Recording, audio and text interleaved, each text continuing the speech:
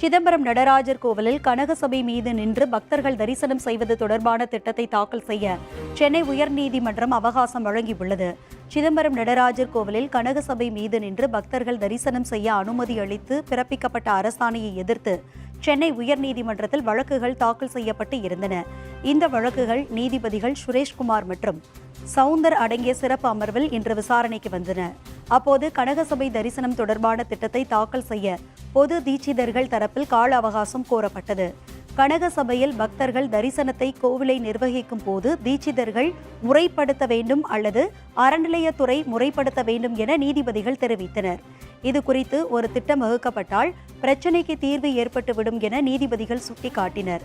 கனகசபை தரிசனம் தொடர்பான திட்டத்தை சமர்ப்பிக்க பொது தீட்சிதர்கள் தரப்புக்கு டிசம்பர் 12ஆம் தேதி வரை கால அவகாசம் வழங்கிய நீதிபதிகள் விசாரணையை தள்ளி வைத்தனர்.